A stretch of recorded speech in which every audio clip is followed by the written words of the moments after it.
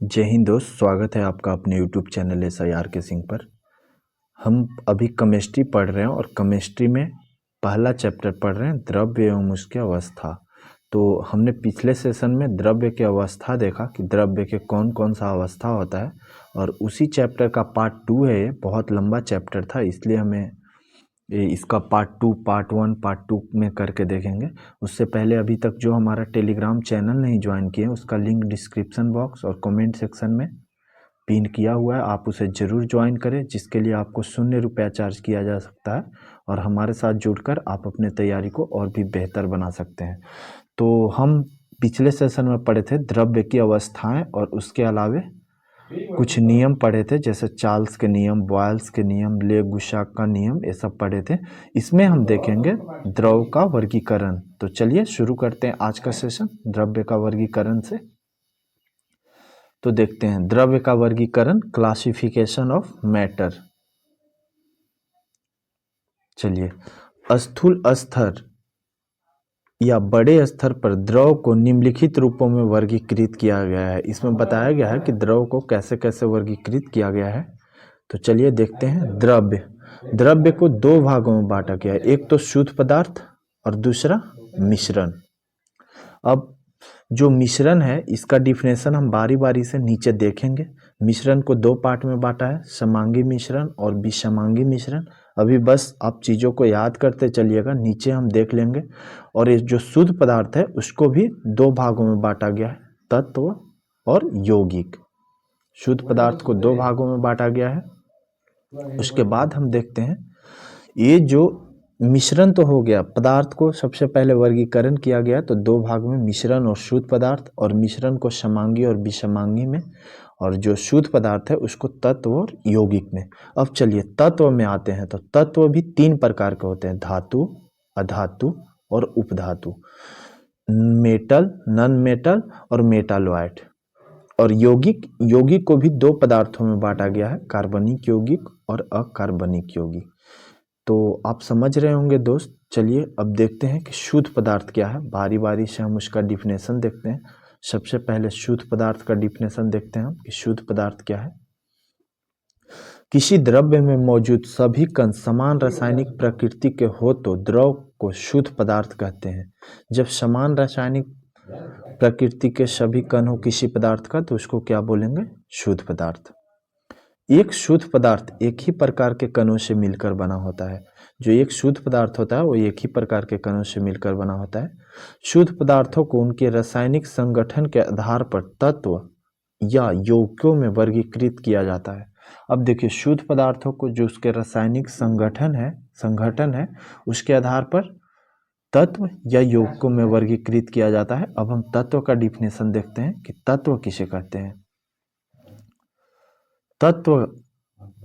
तत्व पदार्थ का वह मूल रूप है जिसे रासायनिक अभिक्रिया द्वारा अन्य सरल पदार्थों में विभाजित नहीं किया जा सकता। उदाहरण, ऑक्सीजन, नाइट्रोजन, चांदी, कॉपर इत्यादि। तत्वों को साधारणतः धातु, अधातु, उपधातु में वर्गीकृत किया जाता है।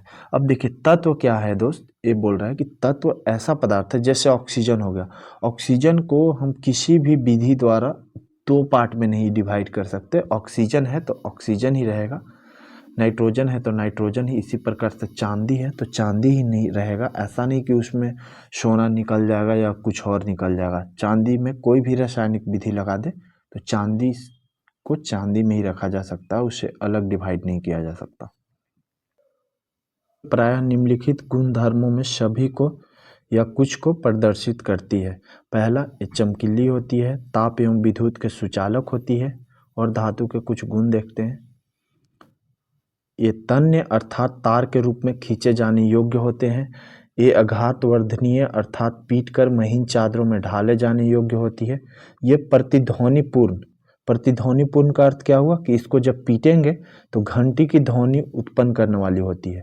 उदाहरण के लिए सोना, चांदी, लोहा, तांबा, पोटेशियम।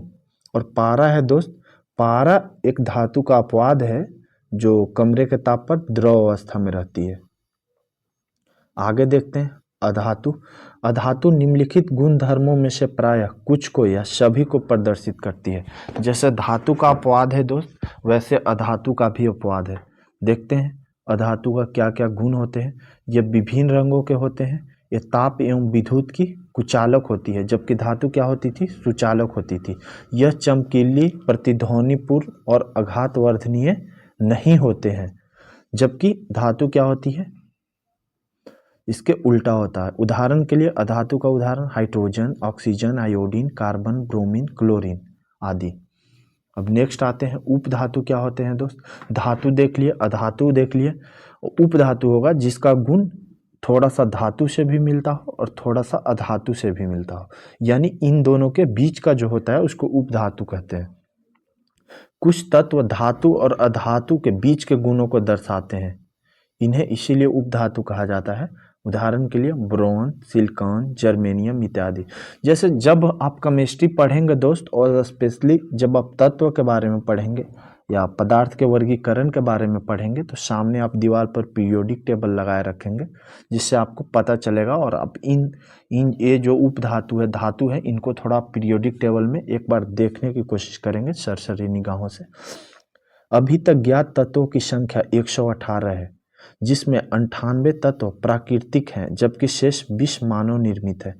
ध्यातव्य है कि कई तत्व जो प्राकृतिक में अत्यंत अल्प मात्रा में उपस्थित है, प्राकृतिक रूप में पाए जाने से पहले प्रयोगशाला में बना लिए गए थे। अधिकतर तत्व ठोस हैं, लेकिन 11 तत्व कमरे के ताप पर गैस और वही 2 ताप पे पारा और ब्रोमीन कमरे के ताप पर द्रव है।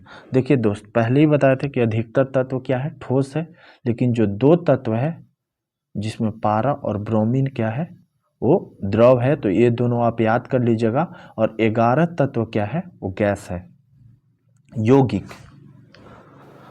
वह पदार्थ जो 2 या 2 से अधिक तत्वों के नियत अनुपात में रासायनिक तौर पर संयोजन से बनता है, यौगिक कहलाता है।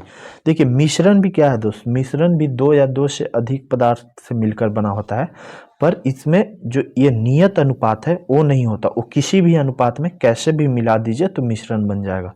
लेकिन यौगिक में क्या है कि एक निश्चित अनुपात में मिला होता है। उसके अलावे जो मिश्रण है जिससे वो पदार्थ मिलकर बनता है, उसके कुछ गुण उसमें शामिल होते हैं।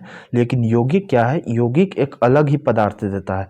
जैसे हाइड्रोजन और ऑक्सीजन मिलके क्या बनता है, जल बनता है दोस्त, जिसमें ना हाइड्रोजन के गुण होते हैं ना ऑक्सीजन के गुण होते हैं। वो बहुत ही एक नया पदार्थ क्रिएट हो जाता है, जल। तो देखते हैं वही उदाहरण के लिए पानी हाइड्रोजन और ऑक्सीजन तत्वों में नियत अनुपात में रासायनिक संयोजन से बनता है। इस प्रकार कार्बन डाइऑक्साइड, अमोनिया इत्यादि यौगिक है। वही उदाहरण जो हम आपको पहले बता चुके हैं। और जो कार्बन डाइऑक्साइड है, जैसे कार्बन और ऑक्सीजन से मिलकर बना होता है। अमोनिया है वो नाइट्रोजन, हाइड्रोजन से मिलकर बना होता है। तो वही है। आगे देखते हैं, यौगिक को मुख्यतः कार्बनिक और अकार्बनिक यौगिकों में वर्गीकृत किया जाता है। यौगिक को मुख्यतः 2 भागों में बांटा गया है, एक कार्बनिक यौगिक और एक अकार्बनिक यौगिक। कार्बनिक यौगिक और अकार्बनिक यौगिक अब हम बारी बारी से देखते हैं। कार्बनिक यौगिक क्या है, जिन यौगिकों का मुख्य घटक कार्बन होता है और कार्बन हाइड्रोजन के साथ जुड़ा होता है, वो कार्बनिक यौगिक कहलाते हैं। कार्बनिक यौगिक क्या है दोस्त, जिसका मुख्य घटक कार्बन होता है और कार्बन हाइड्रोजन के साथ जुड़ा होता है। उदाहरण के लिए कार्बोहाइड्रेट, प्रोटीन, तेल और मोम, ये सब क्या है, कार्बनिक यौगिक है। अकार्बनिक यौगिक देखते हैं, वे यौगिक जिसका मुख्य घटक कार्बन नहीं होता है, विशेषतः कार्बन और हाइड्रोजन बंध अनुपस्थित होता है, वैसे यौगिक को क्या बोलते हैं, अकार्बनिक यौगिक। ये यौगिक अजैविक स्रोतों जैसे चट्टान, खनिज आदि से प्राप्त होते हैं। जो अकार्बनिक यौगिक होते हैं वो कहाँ से प्राप्त होते हैं, चट्टान और खनिजों इत्यादि से प्राप्त होते हैं। उदाहरण के लिए धोवन सोडा, जो कपड़ा धोने वाला सोडा है दोस्त, नमक NaCl जिसको हम खाते हैं, वो सब कहाँ से प्राप्त होते हैं, चट्टानों और खनिजों से प्राप्त होते हैं। आगे देखते हैं,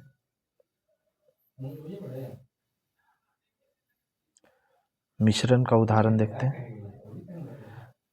मिश्रण 2 या 2 से अधिक तत्व या यौगिक को किसी भी अनुपात में, देखिए अनिश्चित अनुपात में, पहले ही बता दिए, इस प्रकार मिलाया जाए कि संगठनों का रासायनिक गुण परिवर्तित नहीं हो, उसे क्या बोलेंगे? उसे मिश्रण बोलेंगे।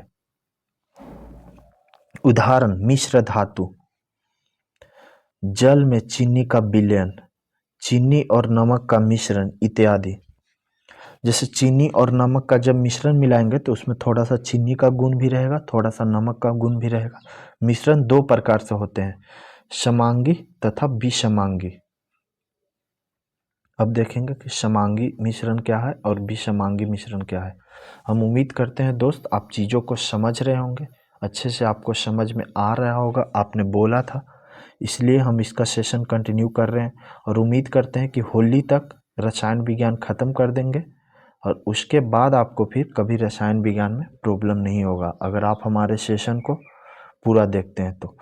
चलिए, समांगी मिश्रण, ऐसा मिश्रण जिसमें उसके संगठक एक दूसरे में इस प्रकार मिले हुए हों कि पूरा मिश्रण समरूप हो, समांगी मिश्रण कहलाता है। समांगी मिश्रण को क्या कहते हैं? विलयन भी कहते हैं। उदाहरण के लिए, जल में चीनी का विलयन, हवा में क्या है दोस्त? सारा गैस मिला रहता है, बहुत सारा गैस, तो उसको क्या बोलते हैं? समांगी मिश्रण। इसको दूसरे शब्दों में क्या बोलते हैं? समांगी मिश्रण को विलयन भी बोलते हैं। अब देखिए विषमांगी मिश्रण क्या है। विषमांगी मिश्रण देखते हैं, ऐसा मिश्रण जिसमें उसके घटक एक दूसरे में पूरी तरह मिले नहीं रहते हैं और मिश्रण के अलग अलग भागों में घटकों का वितरण समरूप नहीं होता है, विषमांगी मिश्रण कहते हैं।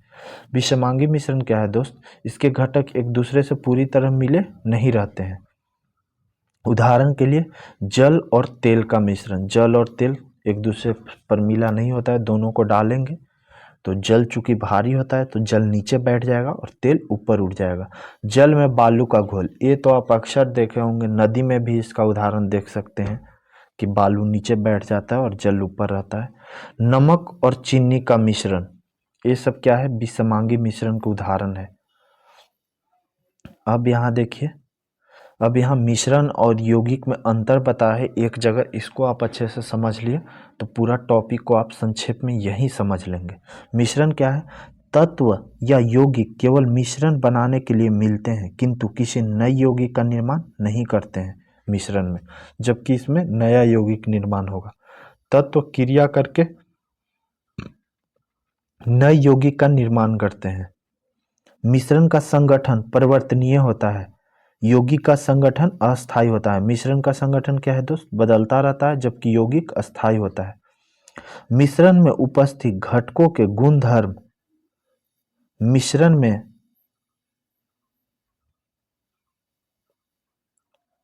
में पृथक किया जा सकता है, पृथक रहते हैं। मिश्रण में जो गुणधर्म है वो पृथक रहते हैं, जबकि इधर देखते हैं, इधर है यौगिकों में उसके अवयव का अलग अलग गुणधर्म समाप्त होकर पूरी तरह से विभिन्न गुणधर्मों वाला पदार्थ निर्मित होता है।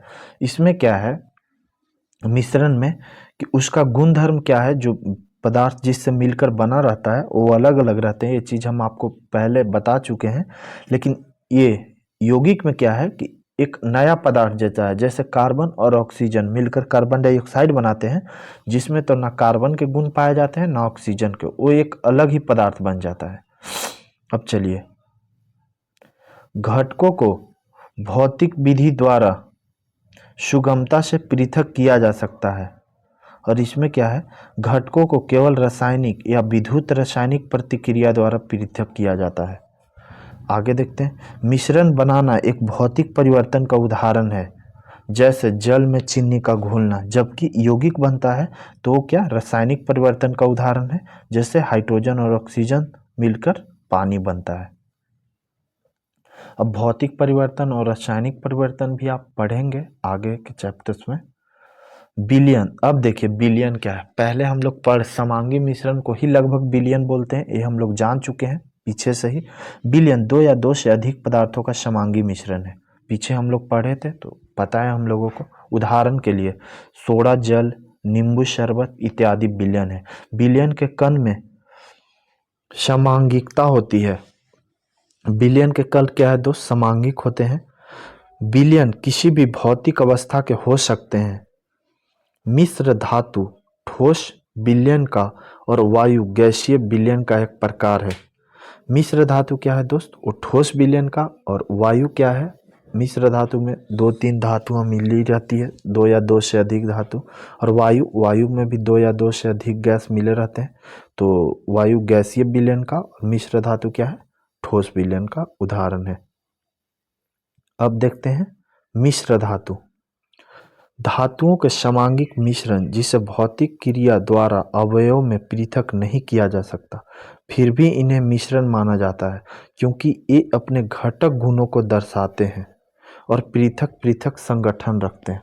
देखिए मिश्र धातु है ना दोस्त, वो एक निश्चित अनुपात में तो मिलाया जाता है, लेकिन क्या है ना कि इसमें जैसे जैसे आप लोग मिश्र धातु में पीतल जानते होंगे, पीतल, तो पीतल बनता है तांबा और जिंक से। Copper Cu plus Zn zinc से बनता है, क्या पीतल बनता है। तो उसमें क्या होता है, पीतल में क्या होता है, थोड़ा सा कॉपर के भी गुण होता है, थोड़ा सा तांबा के भी गुण होता है, इसीलिए इसको मिश्र धातु में रखा जाता है, ऐसा नहीं कि यौगिक में रखा जाता है। तो इसी कारण से इसको मिश्र धातु में रखा जाता है। तो मिश्र धातु आप समझ गए होंगे। आगे देखते हैं। किसी विलयन के 2 भाग होते हैं, पहला विलायक और दूसरा विलय। अब देखेंगे विलायक क्या होता है। विलयन का वह घटक जो दूसरे घटक को विलयन में मिलाता है, प्रायः इसकी मात्रा ज़्यादा होती है। विलायक क्या होता है दोस्त? विलायक वो होता है जो विलय को किसी विलयन में मिलाते हैं। अब विलय क्या होता है? तो जाहिर सी बात है कि विलायक हुआ जो मिलाता है, तो विलय वही होगा जो मिलता है। देखते हैं, विलयन का वह घटक जो विलायक में घुला होता है, प्रायः इसकी मात्रा विलायक से कम होती है। देख लिए, ये चीज़ हम आपको पहले ही बता दिए हैं। अब चलिए विलयन समझ गए। विलयन 2 पदार्थों से मिलकर बनेगा, क्या क्या? विलायक और विलय से। अब देखते हैं कि विलयन की सांद्रता क्या होती है। विलायक की मात्रा द्रव्यमान अथवा आयतन में घुले हुए विलय पदार्थ की मात्रा को अथवा विलय पदार्थ की मात्रा को जो विलयन के किसी दी गई मात्रा अथवा आयतन में उपस्थित हो, विलयन की सांद्रता कहते हैं। इसके डिफिनेशन से ही इसके सूत्र को लिखा जाता है। तो विलयन की सांद्रता को 2 तरह से परिभाषित किया जाता है। पहला विलय की मात्रा बटा विलयन की मात्रा, अथवा विलयन की सांद्रता बराबर क्या होता है? विलय की मात्रा अथवा विलायक की मात्रा। दोनों तरह से हम विलयन की सांद्रता निकाल सकते हैं। अब चलिए आगे देखते हैं। 2 विलयनों की तुलना के समय जिस विलयन में विलय ज्यादा हो उसे सांद्र विलयन कहते हैं। जैसे 2 ठो विलयन है, मान लीजिए 2 ठो पात्र में कोई विलयन रखा हुआ है, पात्र ए और पात्र बी में, तो जिस विलयन में विलय की मात्रा अधिक होगी उसे क्या बोलेंगे? सांद्र विलयन बोलेंगे। और जिसमें विलय की मात्रा कम होगी उसे क्या बोलेंगे? तनु विलयन बोलेंगे। अब देखिए यहीं से परिभाषा आता है संतृप्त विलयन का, कि संतृप्त विलयन किसे बोलते हैं। तो ऐसा विलयन जिसमें किसी दिए गए तापमान पर विलय की अधिकतम मात्रा घुली हो, संतृप्त विलयन कहलाता है। एक कांस्टेंट ताप पर विलय की जब अधिक मात्रा घुली जाती है, उससे अधिक नहीं घुलाया जा सकता, तो उसे क्या बोलेंगे? संतृप्त विलयन घुलेंगे। अब आगे देखते हैं। संतृप्त विलयन में उपस्थित विलय पदार्थ की मात्रा इस तापमान पर विलय की विलायक में घुलनशीलता कहलाती है। किसी दिए गए विलायक में समान ताप पर विभिन्न विलयों की घुलनशीलता विभिन्न होती है। कभी कभी समान ताप पर अलग अलग अगर विलय है तो उसकी घुलनशीलता अलग अलग होगी। अब हम असंतृप्त विलयन के बारे में थोड़ा सा देख लेते हैं। असंतृप्त विलयन क्या है? यदि विलयन में विलय पदार्थ की मात्रा संतृप्त के स्तर से कम हो तो विलयन को असंतृप्त विलयन कहते हैं। अब चलिए निलंबन देखते हैं। निलंबन क्या है? ऐसा विसमांगी मिश्रण जिसमें ठोस के कण द्रव में प्रक्षेपित हो जाते हैं निलंबन कहलाते हैं। निलंबन क्या है? निलंबन एक विसमांगी मिश्रण है, जबकि विलयन क्या था? समांगी मिश्रण था। इसमें क्या होता है? ठोस के कण द्रव में प्रक्षेपित हो जाता है निलंबन में, हमेशा याद रखिएगा। निलंबन में विलय पदार्थ के कण घुलते नहीं हैं, जबकि माध्यम कि समशिष्ट में निलंबित रहते हैं। उदाहरण के लिए पानी में मिट्टी का मिश्रण। आप देखते होंगे जब भी पानी में मिट्टी घुलता है तो देखते होंगे जैसे ही पानी शांत होता है तो मिट्टी नीचे बैठ जाता है और पानी ऊपर ही रहता है। तो ये कभी एक दूसरे में घुलता नहीं है, जबकि इसमें क्या है, इसमें जो विलय है वो नीचे बैठ जाता है बहुत देर शांत छोड़ देने पर। तो निलंबन आप समझ गए होंगे। अब थोड़ा सा कोलैड देख लेते हैं हम लोग। ऐसा विषमांगी मिश्रण, ये भी विषमांगी मिश्रण ही है कोलैड, जैसे निलंबन भी विषमांगी मिश्रण था, जिसमें कण बिलियन के सदृश समान रूप से पूरे बिलियन में फैले होते हैं। निलंबन की अपेक्षा कणों का आकार छोटा होता है और मिश्रण समांगी प्रतीत होता है, परंतु वास्तविकता में यह असमांगी मिश्रण है, जैसे दूध कोलाइड का उदाहरण है। आप लोग देख लिए। अब देखिए आगे देखते हैं। कोलाइड में जो कण माध्यम में परिक्षिप्त होते हैं उसे परिक्षिप्त प्रावस्था कहते हैं। आप लोग याद रखिएगा परिक्षिप्त प्रावस्था क्या है। तो जो कण माध्यम में परिक्षिप्त होते हैं उसको क्या बोलते हैं, परिक्षिप्त अवस्था। अब कोलाइड में जिस माध्यम में परिक्षेपित प्रावस्था निलंबित रहती है उस परिक्षेपण माध्यम, उसे क्या बोलते हैं, परिक्षेपण माध्यम। जैसे अभी आप लोग देखें कि जो मतलब परिक्षिप्त होगा उसको क्या बोलेंगे, उसको बोलेंगे प्रक्षिप्त परिअवस्था, और जिसमें परिक्षिप्त होगा उसको क्या बोलेंगे, उसको बोलेंगे परिक्षेपण माध्यम। आगे देखते हैं। कोलाइड को परिक्षेपण माध्यम और परिक्षिप्त प्रावस्था के अनुसार वर्गीकृत किया जाता है। कोलाइड के सामान्यतः उदाहरण निम्नलिखित हैं। बहुत सारे उसके उदाहरण हैं, हम लोग बारी बारी से देखेंगे। तो सबसे पहले तो हम उसका उदाहरण देखेंगे कि उसका उदाहरण क्या क्या है और वो क्या कहलाता है। तो उदाहरण है कोहरा, बादल, कुहासा। तीन। अब बहुत सारा नीचे ये सब धुआं, वाहनों के धुआं, शेविंग क्रीम, रबर, स्पंज, फ्यूमिक, दूध, जेली, पनीर, ये सब और भी नीचे बहुत सारे हैं, वही इसके उदाहरण हैं। और नीचे जैसे आप देख रहे होंगे मैग्नीशिया मिल्क, कीचड़, रंगीन पत्थर दूधिया, ये सब इसके उदाहरण है। किसके, तो कोलाइड के। तो इसका थोड़ा हम संगठन भी देख लेते हैं कि ये जो कोहरा, बादल और कुहासा है वो किस प्रकार का है, वो किस प्रकार का कोलाइड है। तो उसको बोलते हैं एरोसोल।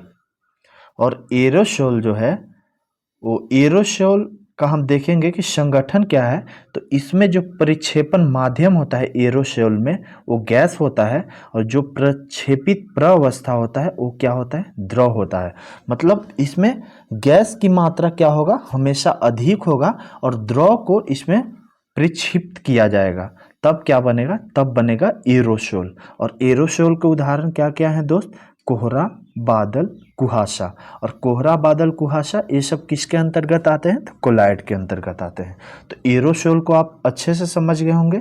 और एरोसोल को और नीचे देखते हैं। एरोसोल में मतलब दो टाइप के आते हैं। एक तो गैस में द्रव प्रक्षेपित किया जाता है और दूसरा गैस में ठोस भी प्रक्षेपित किए जाते हैं। तो इसका उदाहरण क्या क्या है, धुआं, वाहनों के धुआं।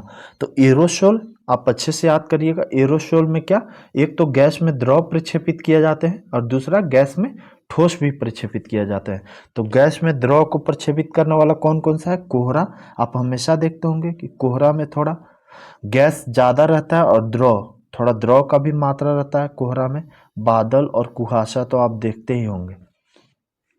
धुआं और वाहनों के धुआं भी आप देखते होंगे, धुआं में भी गैस रहता है, उसमें एक काला काला कोई पदार्थ लग जाता है धुआं में, तो वही है, ठोस है। अब देखते हैं फोम। फोम क्या है, फोम में भी दो प्रकार है, एक द्रव में गैस प्रक्षेपित होगा और एक ठोस में गैस प्रक्षेपित होगा। तो द्रव में गैस प्रक्षेपित होने वाला ठोस कौन सा है, शेविंग क्रीम। और ठोस में गैस प्रक्षेपित होने वाला रबर, स्पंज और फ्यूमिक। तो फोम का क्या क्या उदाहरण है, शेविंग क्रीम, रबर, स्पंज और फ्यूमिक। अब क्वेश्चन पूछेगा कि फ्यूमिक किसका उदाहरण है, दे देगा कोलाइड का, बिलियन का, निलंबन का, ऐसे करके आपको दे देगा कि फ्यूमिक किसका उदाहरण है। नहीं तो ऐसे भी दे सकता है एरोसोल का, फोम का, इमल्सन का, जेल का, ऐसे करके भी आपको दे सकता है। तो ये डाटा बहुत महत्वपूर्ण है दोस्त, और इसको आप बहुत अच्छे से याद करिएगा। अब देखते हैं दूध। दूध किसका उदाहरण है? तो दूध पायस का उदाहरण है। और इसमें क्या, इसमें द्रव में प्रक्षेपित किए जाते हैं। द्रव मतलब दूध, पानी और उसमें दूध का मात्रा होता है, तो उसी से दूध बनता है। अब जेल देखते हैं। जेल, जेल में क्या होता है? जेल में ठोस और द्रव होता है। जैसे जेल के उदाहरण जेली, पनीर, मक्खन, ये सब किसके उदाहरण है? जेल के। शोल क्या होता है? शोल द्रव और ठोस, ठोस होता है, द्रव और ठोस। इसमें प्रक्षेपित माध्यम क्या होता है? जेल में ठोस होता है। ठोस में किसको प्रक्षेपित किया जाता है? द्रव को। तो जेल बनता है जैसे जेली, पनीर, मक्खन। ठोस शोल देखते हैं। ठोस शोल में ठोस में प्रक्षेपित किए जाते हैं। उदाहरण के लिए रंगीन रत्न पत्थर, जो रंगीन रत्न पत्थर होते हैं वो ठोस शोल के उदाहरण है। दूधिया कांच। आगे देखते हैं, एक बहुत ही महत्वपूर्ण प्रभाव है टिंडल प्रभाव, जिससे हमेशा एग्जाम में क्वेश्चन यहाँ से पूछे जाते हैं आप लोगों के एग्जाम में।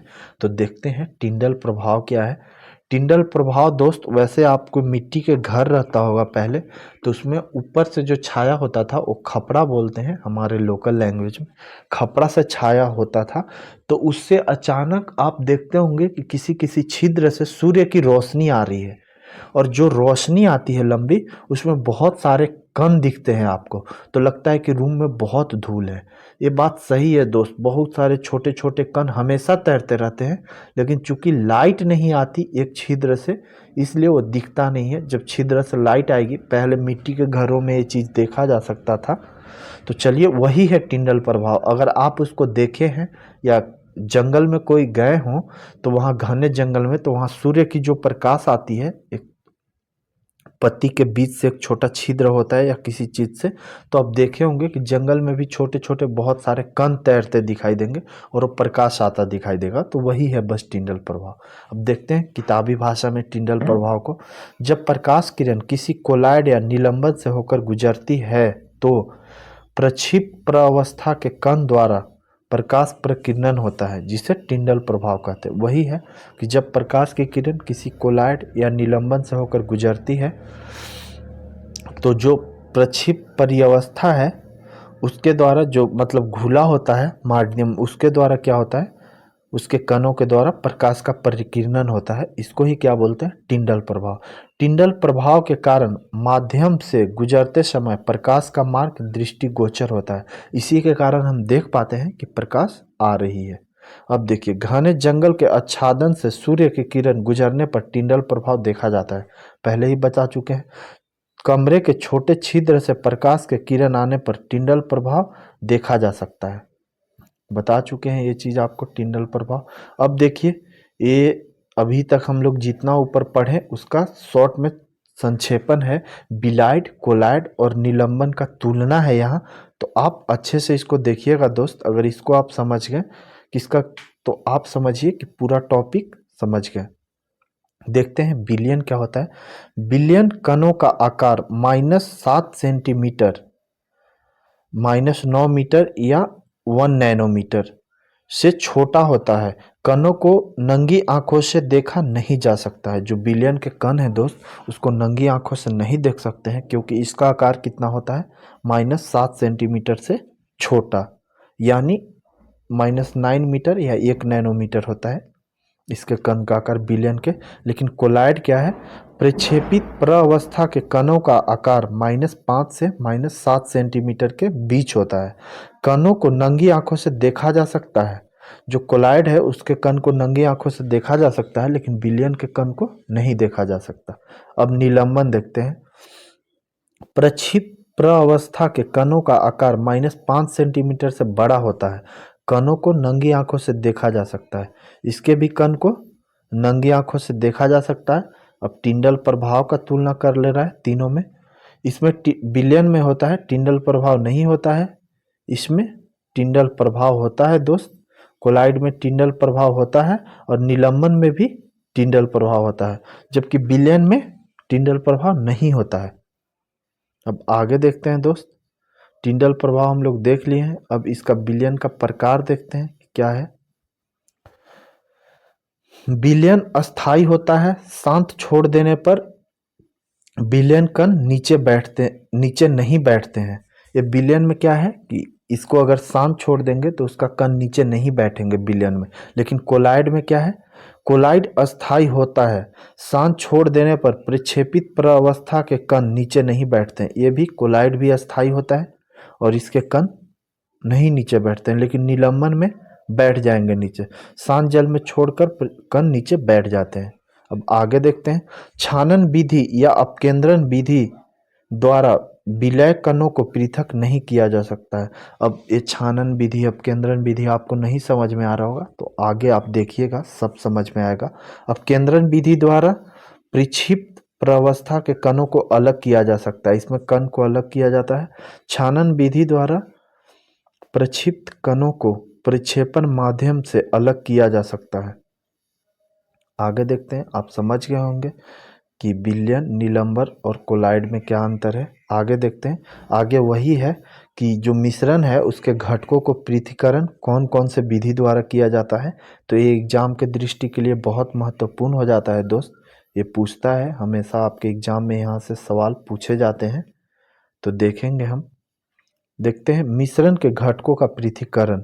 अपकेंद्रण विधि क्या है, अपकेंद्रण विधि द्वारा मिश्रण को कैसे अलग किया जाता है वो देखते हैं।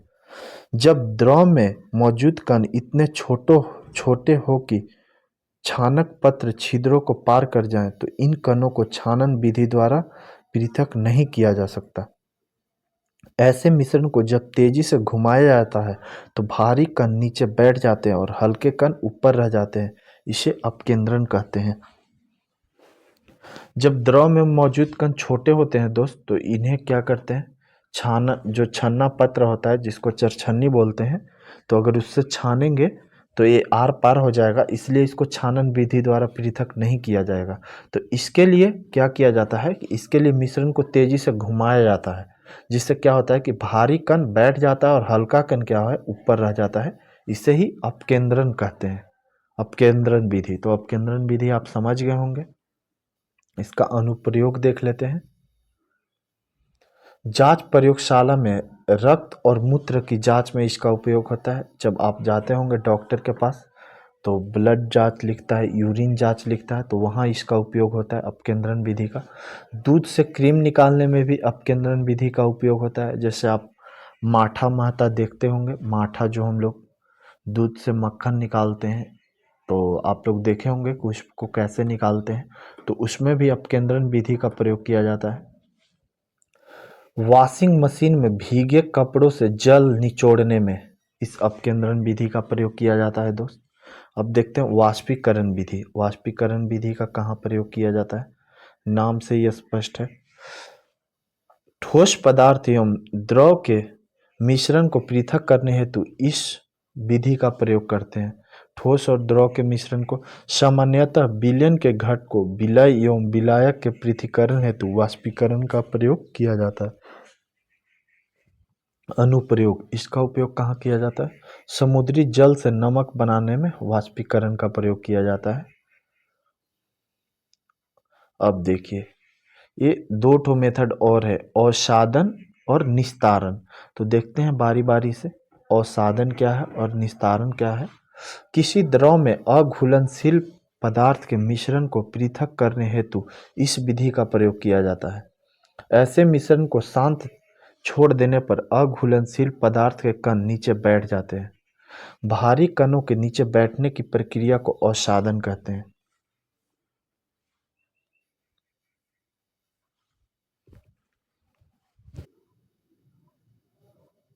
ऊपर से द्रव को अलग करना निस्तारण कहलाता है। उदाहरण के लिए जल में मिट्टी के मिश्रण को पृथक किया जाता है। अब देखिए, अवसादन और निस्तारण लगभग दोनों साथ साथ होता है। क्या है कि जब इसमें क्या करते हैं कि जैसे दो अघुलनशील पदार्थ के मिश्रण को पृथक करने के लिए इस विधि का उपयोग किया जाता है। उदाहरण के लिए जैसे मिट्टी और पानी का मिश्रण है, तो जब हम उसको कुछ देर छोड़ देंगे तो मिट्टी नीचे बैठ जाएगा, तो उस प्रक्रिया को क्या बोलते हैं, अवसादन। और ऊपर से क्या करेंगे कि हम पानी को गिरा लेंगे, तो उसको क्या बोलते हैं, निस्तारण। तो लगभग ये दोनों साथ साथ होता है। दो अघुलनशील द्रव के मिश्रण को कुछ देर शांत छोड़ देने पर वे अपने घनत्व के अनुसार विभिन्न परतों में पृथक हो जाते हैं और उन्हें अलग अलग कर लिया जाता है। यही है अवसादन और निस्तारण। अनुप्रयोग में देखते हैं इसका अनुप्रयोग क्या है। जेल तथा जल के अघुलनशील मिश्रण को पृथक करने में, धातु शोधन के दौरान लोहे को पृथक करने में इस विधि द्वारा हल्के स्लैग को ऊपर से हटा लिया जाता है तथा भट्टी के निचले सतह से पिघला हुआ लोहा शेष रह जाता है। बोले कि घनत्व में अंतर है, तो ये अवसादन और निस्तारण विधि का उपयोग करेंगे। इसमें लोहा को भी शुद्ध करने में किया जाता है। क्या है कि लोहा को जब भट्टी में गर्म किया जाता है तो ऊपर जो अवसाद रहता है उसको हटा लिया जाता है और भट्टी के निचले सतह से पिघला हुआ लोहा क्या रहता है, शेष रह जाता है। ऊर्ध्वपातन देखते हैं। वैसे तो हम पहले ऊर्ध्वपातन देख चुके हैं, लेकिन फिर से यहाँ है तो देखते हैं ऊर्ध्वपातन। इसको मिश्रण को अलग करने में ऊर्ध्वपातन का क्या उपयोग है, यहाँ वो चीज़ है। ऐसे मिश्रण जिसमें ऊर्ध्वपातित हो सकने वाले अवयव और ऊर्ध्वपातित ना हो सकने वाले अवयव मिले हो को पृथक करने के लिए ऊर्ध्वपातन विधि का प्रयोग किया जाता है। ऊर्ध्वपातन आप लोग को पता है कि इसमें ठोस को गर्म करते हैं तो सीधे गैस में परिवर्तित हो जाता है। तो इसमें एक ऊर्ध्वपातित पदार्थ और दूसरा जो ऊर्ध्वपातित पदार्थ नहीं हो वैसा अगर मिश्रण है तो इस विधि का उपयोग किया जाता है। अनुप्रयोग देखते हैं। नमक और अमोनियम क्लोराइड के मिश्रण को पृथक करना हो, तो आप जानते हैं कि अमोनियम क्लोराइड एक ऊर्ध्वपातित पदार्थ है और नमक, तो अगर इसको शुद्ध करना है तो गर्म करेंगे तो अमोनियम क्लोराइड क्या है, सीधे हवा में उड़ जाएगा। आयोडीन और पोटेशियम क्लोराइड के मिश्रण से आयोडीन को अलग करने में। अब एक और विधि है प्रसरण, देखते हैं। जब दो विभिन्न सांद्रताओं के विलयन एक अर्धपारगम्य में झिल्ली से अलग किए गए हो तो विलायक के अणु झिल्ली को पार कर कम सांद्रता वाले विलयन से अधिक सांद्रता वाले विलयन की ओर गति करते हैं। यह एक स्वस्फूर्त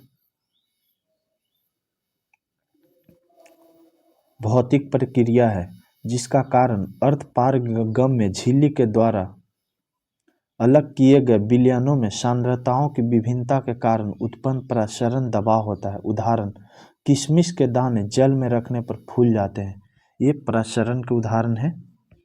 अब प्रसरण को उल्टा क्या है, विसरण प्रसरण है। विसरण प्रसरण देखते हैं क्या होता है। जल में विद्यमान अशुद्धियाँ जैसे विभिन्न खनिज, आयन इत्यादि को अलग करने के लिए विपरीत प्रसरण विधि अपनाते हैं। विपरीत प्रसरण के लिए प्रसरण दाब के विरुद्ध दाब सृजित करना पड़ता है। और कुछ विधि है, देखते हैं। वीडियो बहुत लंबा हो रहा है दोस्त, लेकिन फिर भी थोड़ा पैसेंस रखना है आपको। इसी वीडियो में हम ख़त्म कर देंगे इस चैप्टर को। क्रेमेटोग्राफी, क्रेमेटोग्राफी क्या है देखेंगे, एग्जाम के दृष्टि से बहुत महत्वपूर्ण है, इससे भी क्वेश्चन पूछे जाते हैं। इस विधि का प्रयोग उन विलय पदार्थों को पृथक करने में होता है जो एक ही प्रकार के विलायक में घुले होते हैं। क्रेमेटोग्राफी क्या है, इसको वहाँ यूज किया जाता है जहाँ विलायक एक ही प्रकार के होते हैं। इसका उपयोग देखते हैं। डाई में रंगों को पृथक करने में इसका प्रयोग किया जाता है। प्राकृतिक रंगों से पिगमेंट पृथक करने में, रक्त से नशीले ड्रग्स को पृथक करने में क्रेमेटोग्राफी का उपयोग होता है। हम आसवन विधि का उपयोग देखते हैं कि आसवन का उपयोग कहाँ कहाँ किया जाता है, देखते हैं। इस विधि का प्रयोग ऐसे मिश्रण को पृथक करने में उपयोग किया जाता है जो विघटित हुए बिना ही उबलने लगता है तथा जिनके घटकों तथा क्वथनांकों के मध्य अधिक अंतराल होते हैं। उसको किस विधि द्वारा अलग किया जाता है, आसवन विधि द्वारा। दो घुलनशील द्रव्यों के मिश्रण को इस विधि द्वारा पृथक किया जाता है। जो दो घुलनशील द्रव्य है उसके मिश्रण रहेगा तब ये आसवन विधि का उपयोग किया जाता है। उदाहरण के लिए देखते हैं, एसीटोन और जल का मिश्रण, एल्कोहल और जल का मिश्रण, दोनों को आसवन विधि द्वारा अलग किया जाता है। क्योंकि इसके जो अल्कोहल और जल का क्वथनांक है, इसके बीच का अंतर इसके बहुत अधिक होता है, इसलिए इस विधि का उपयोग आसवन का वहीं किया जा सकता है। दो या दो से अधिक घुलनशील द्रव्य जिसके क्वथनांकों का अंतर 25 केल्विन से कम हो के मिश्रण को पृथक करने हेतु प्रभाजी आसवन विधि का प्रयोग किया जाता है।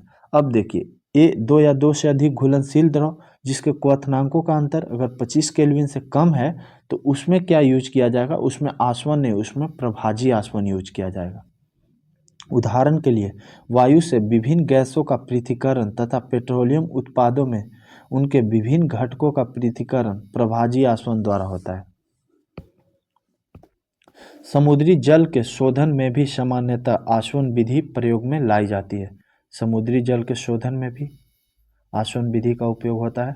एक लास्ट है, अब लास्ट ही है, थोड़ा सा और है बस। क्रिस्टलीकरण ठोस पदार्थों को शुद्ध करने में इस विधि को प्रयोग में लाए जाते हैं। क्रिस्टलीकरण में इसके द्वारा क्रिस्टल के रूप में शुद्ध ठोस को विलयन से पृथक किया जाता है। अनुप्रयोग, क्रिस्टलीकरण का अनुप्रयोग कहाँ कहाँ है?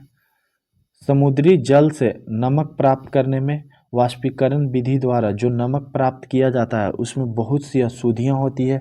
इन अशुद्धियों को दूर करने के लिए क्रिस्टलीकरण विधि का उपयोग किया जाता है। अशुद्ध नमूने से फिटकिरी को पृथक करने में भी क्रिस्टलीकरण विधि का उपयोग होता है। जल में निलंबित अशुद्धियों को जल से पृथक करने हेतु उसमें थोड़ा सा फिटकिरी मिलाने पर निलंबित कणों का स्कंदन हो जाता है और भारी होकर नीचे बैठ जाते हैं। तो इस प्रकार से इसका अनुप्रयोग हम देख रहे हैं क्रिस्टलीकरण का।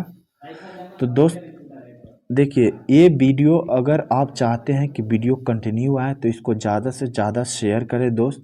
मुझे लगेगा कि ज़्यादा से ज़्यादा लोग जब इसको देख रहे हैं तो मैं पक्का इस सीरीज को कंटिन्यू करूंगा और उम्मीद करता हूं कि मैं होली के अंदर ही रसायन शास्त्र ख़त्म कर दूंगा पूरा। तो जितना पॉसिबल हो दोस्त, आप इस वीडियो को ज़्यादा से ज़्यादा अपने ग्रुप में, व्हाट्सएप ग्रुप, टेलीग्राम ग्रुप, अपने स्टेटस उसको लगाएं, या आपके आसपास जो लड़के हो उसको बताएं कि दृष्टि क्विक साइंस पढ़ रहा है। जो ये दोस्त दृष्टि क्विक साइंस बस बिहार दरोगा के लिए नहीं, ये बीपीएससी लेवल तक, रेलवे, एसएससी, बीपीएससी सब के लिए इम्पोर्टेंट है। अगर आप दृष्टि क्विक साइंस पर कमांड कर लिए दोस्त तो आपसे कोई एग्जाम में क्वेश्चन साइंस का 80 से 90% क्वेश्चन आप बना ही दीजिएगा साइंस का। तो इसलिए इस किताब को आप बहुत अच्छे से पढ़े दोस्त, और हमारा वीडियो को ज़्यादा से ज़्यादा शेयर करें। और अभी तक आप हमारा टेलीग्राम ग्रुप नहीं ज्वाइन किए हैं तो ज्वाइन कर ले। उसके लिए आपको 0 रुपया चार्ज लिया जाता है।